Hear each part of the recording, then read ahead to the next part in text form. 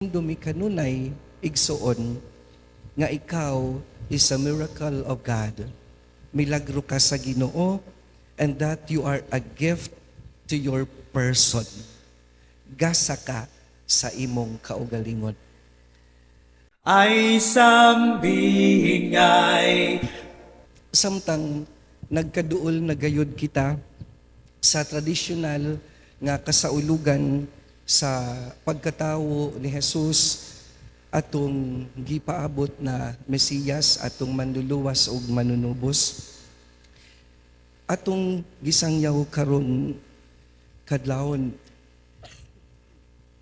ang sugilanon bahin sa pagkatawo ni Juan nga magbubunyag, as I have said inig sugod sa misa na atong pamalandungan gayod.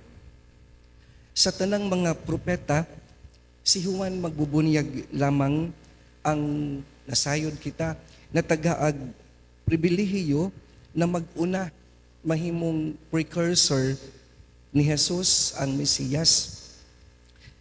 Si Jesus bitaw sa dili magdugay magpamatuod da si Juan magbubunyag mao si Elias nagipaabot sa katawhan sa Israel nga mobalik sa dili pa moabot ang Mesiyas. Mga igsoon, ang pangalan nga Juan magkahulugan og God has shown His favor. Sa ato apa, ang Ginoo naghatag og pagdapig o pabor. Sa laing version o translation, magkahulugan kinig God has given a gift. Ang Ginoo naghatag og gasa. Nga igsoon, atong timan-an na dili lamang walay imposible sa Ginoo nasayod kitang tanan, ana. Kundili ang iyang gugma maghimo kaniya nga magbuhat og imposible para nato tagsa-tagsa. Adunay kalainan, di ba?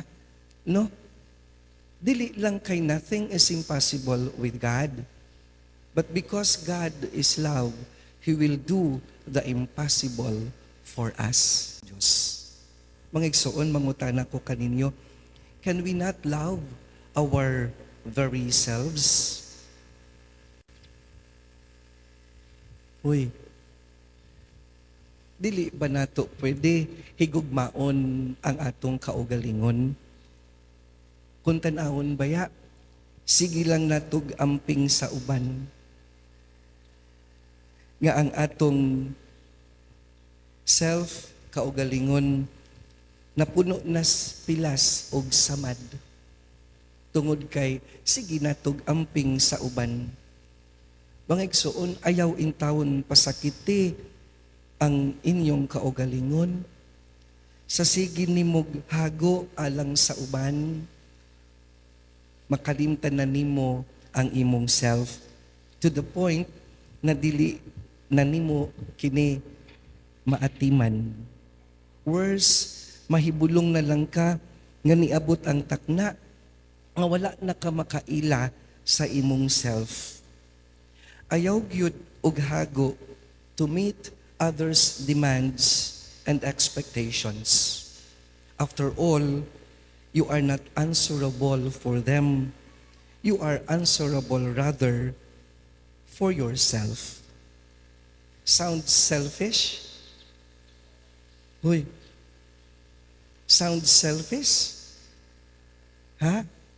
Murag hakog man kaayo, no? Kundi kita o muhunong kita sa pag-atiman sa uban kay atong tan-awon ang atong kaugalingon. Murag dili man pod. Ato lang tagaan og time ang atong kaugalingon nga unta ato sad ning atimanon og panggaon. Tungod kay we love much diha sa uban sa nag-alirong kanato makalimtan nato ang tendency ang atong kaugalingon. Hinumdumi kanunay igsuon nga ikaw is a miracle of God.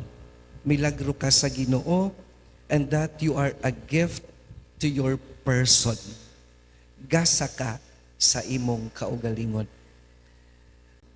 bisag unsang klasiha sa Pasko na atong pagasaulugon o pagaatubangon karong tuiga, duha na lang kaadlaw, ato tan-awon og hinumdumon na tinuod gayod na aduna gyoy gasa ang Ginoo alang kanato tagsa-tagsa. Una, ang talagsaong tao that God made us to be. That God made each of us to be. Ug ikaduha, ang mga tao nga agaalirong kanato. They are all gifts to us. Your children, your parents, your siblings, even your enemies. Bisan ang imong silingan nga marites pag-ayo, gasa kada kanimo sa Ginoo. Ngano? Tungod kay katong unang Pasko, ang gasa sa Dios kadato tawo pod si Jesus, ang ikaduhang persona sa Santissima Trinidad nga mianhi aron magpuyo uban kanato. They are all gifts to you. You are all gifts to each other. ay isang